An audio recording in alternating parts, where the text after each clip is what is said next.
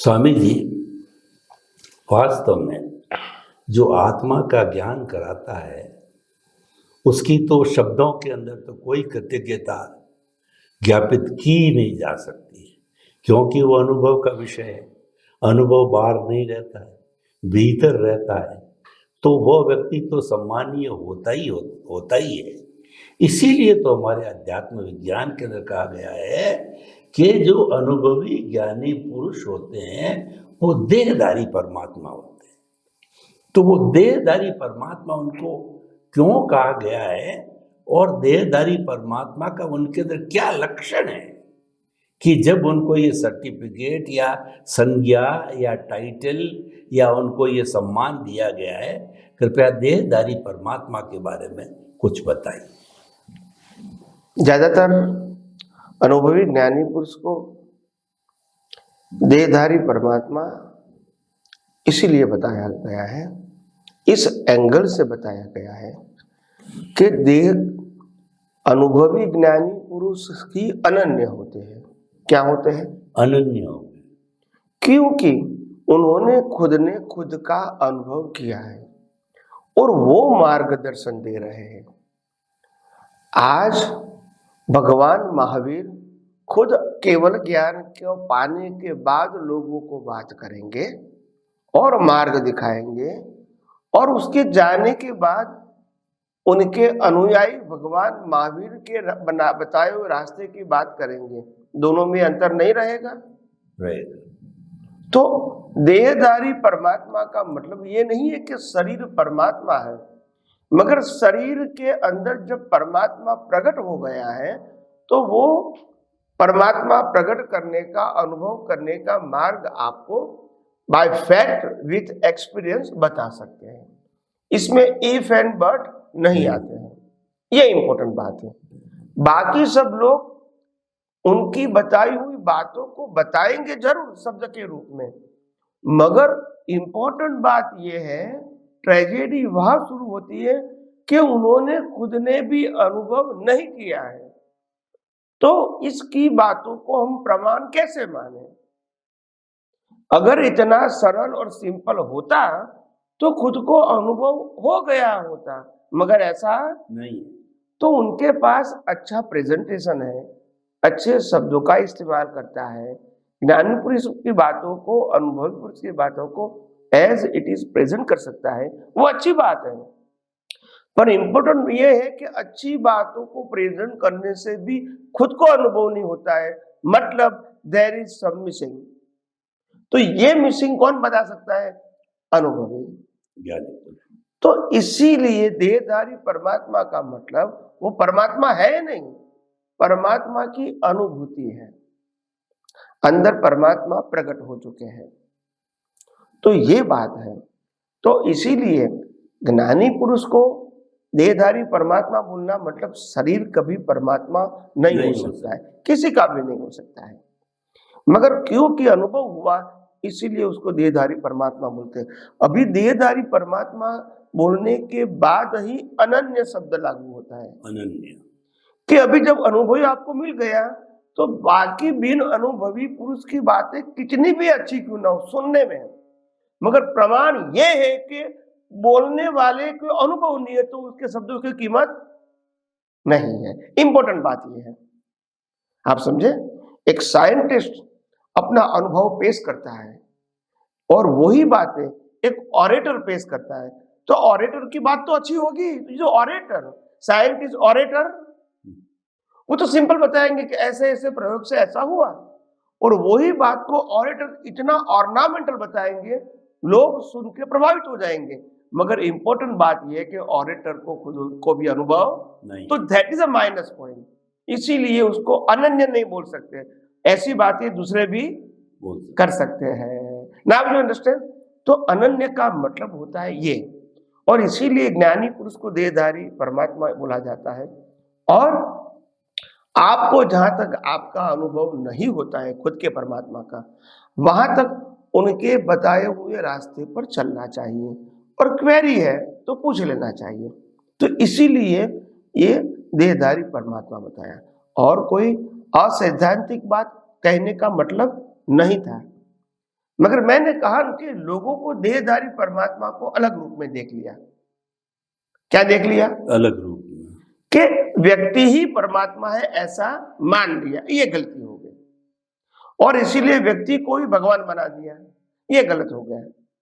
व्यक्ति भगवान नहीं है, व्यक्ति में भगवान प्रकट हो गए, इसीलिए वो अपने अनुभव के बाद दुनिया को वही परमात्मा की अनुभूति के लिए बता रहे हैं आपको।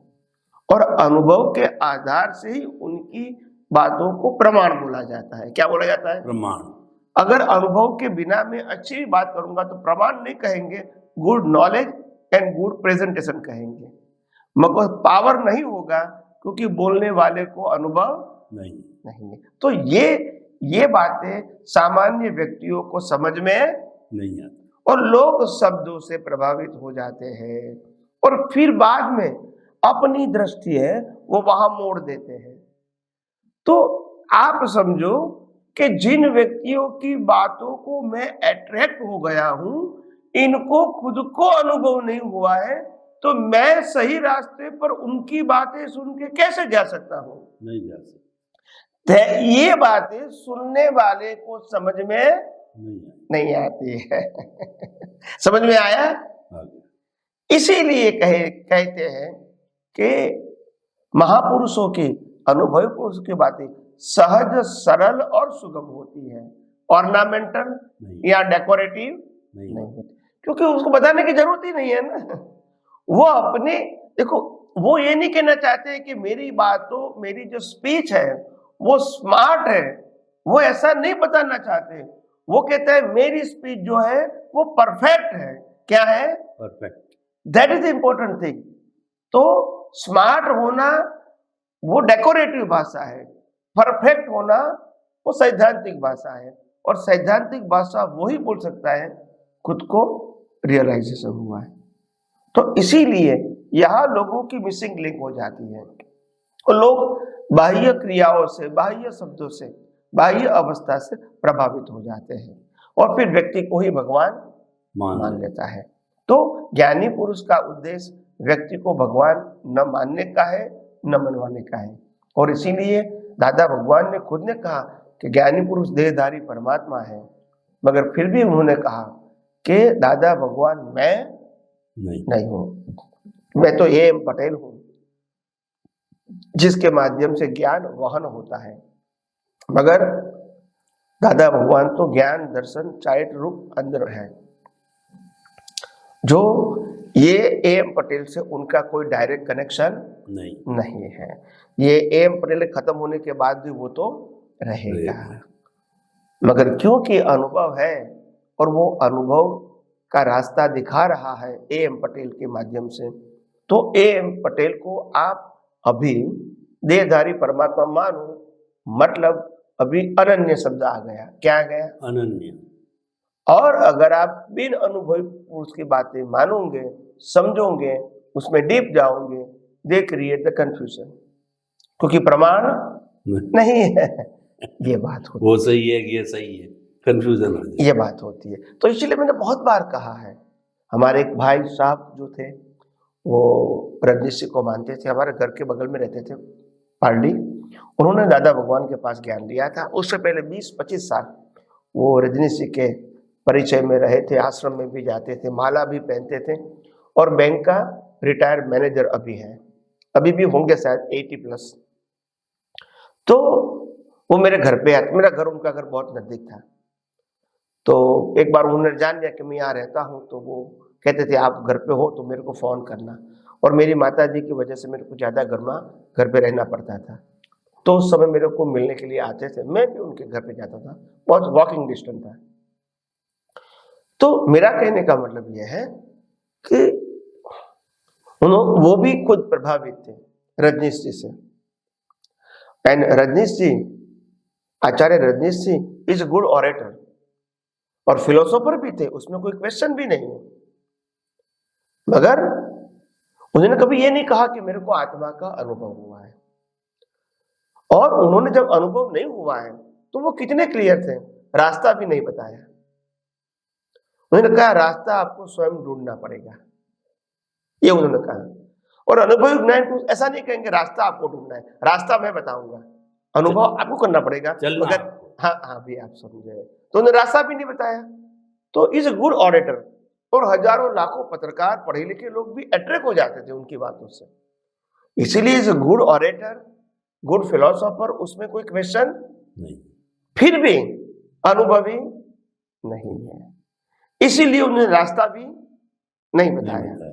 उन्होंने खुद ने कहा कि रास्ता आपको खुद को ही ढूंढना पड़ेगा, मैं बताऊंगा और तुम चलोगे, ऐसा नहीं होगा।